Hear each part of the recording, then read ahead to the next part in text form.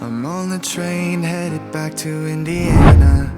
The rain is forming into rivers outside, writing down all the things that I miss, and in the letters you take form. Yorana travelers, why is Bora Bora regarded as one of the most beautiful in the world? Why is it considered as one of the dream destinations people aspire to? Not due to its expensive overwater bungalows planted in the immaculate turquoise water. We can say that it's part of the experience if you can afford to stay in it. But there's more to that. For one, its unique geography provide a perfect destination for once-in-a-lifetime adventure. Its pristine turquoise lagoon is part of it as well. And of course, its string of coral motifs and white sand beaches make it a unique or an exotic destination. So what are the must-do in Bora Bora? Here are my suggestions.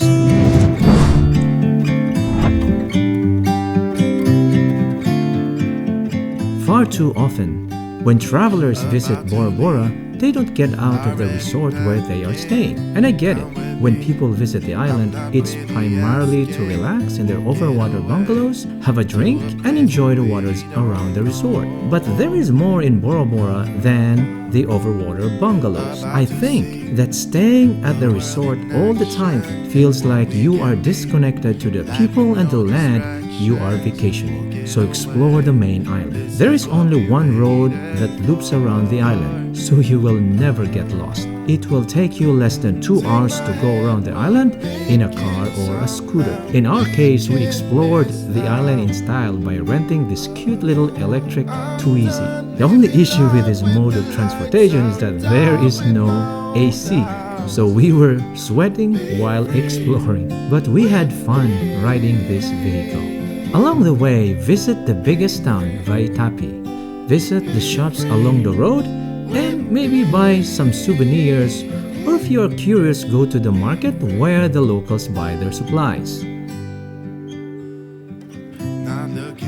By the way, as you go around the island, you will see the different sides of the towering Mount Otemano, which you will never experience if you are in the resort. I am quite sure that you will make many stops because there are many beautiful places to take pictures, such as the turquoise shallow waters, the amazing motus and the resort on it, which are in the opposite side of the lagoon. And don't forget to visit the most famous restaurant, Bloody Mary's, and take a picture of yourself as a souvenir. Outside the restaurant is displayed well-known people who once visited the restaurant. If you go in, you will notice that there is no floor, so you walk on the sand. And look at the tables and what you're sitting on. It's done from coconut trees. Quite unique, right?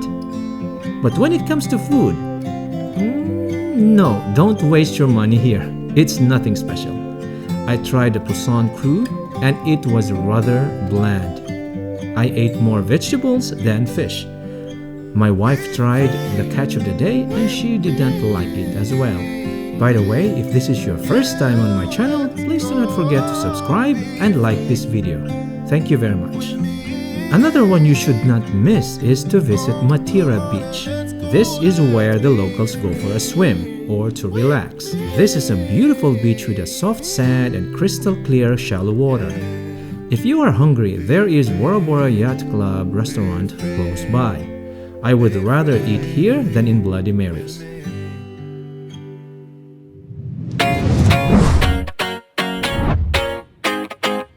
I'd run 1,000 miles if I could run with you.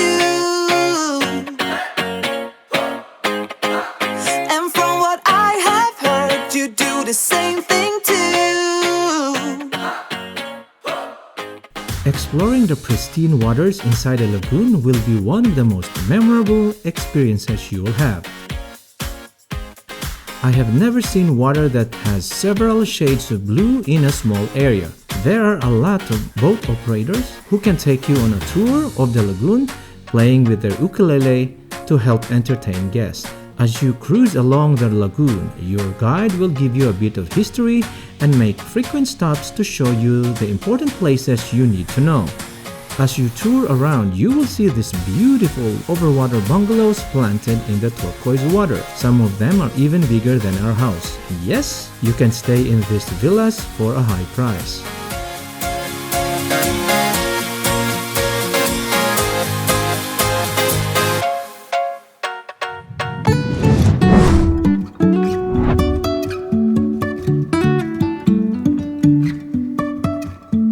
Life is a winding road, no telling where it goes. Driving through days and nights. This is the main reason why we're back on vacation in French Polynesia. 8 years ago, the experience of touching the playful stingrays and the thrill of swimming with shy sharks is still vivid in my memory. At that time, it was only me and my wife, and we promised to return with our kids because they need to experience it as well. Our children had a great time with the rays, sharks, and thousands of fish that surround them at the coral garden. In the garden, there are 2 huge eels that make the reef their home. If you go with a guide, then you will certainly have the experience of touching these eels. Unfortunately, the corals in the garden are covered with brown algae, so it's not as beautiful as it used to be. They said it's due to the warming of the waters and also a large number of people visiting the garden on a daily basis that disturb the ecosystem. But it was still a great experience with our children, and if you bring your children with you, they will have the experience of a lifetime as well.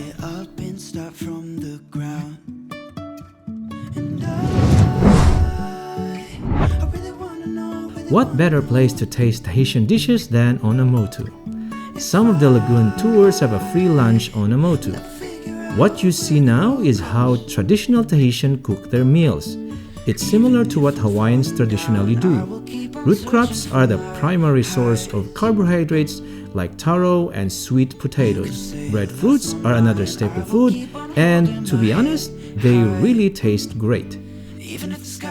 The sea has an abundance of life in it, so seafood is where they get their main source of protein. I hope you enjoy watching this video.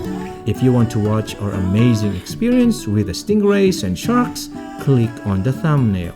Until next time, travelers, maruru!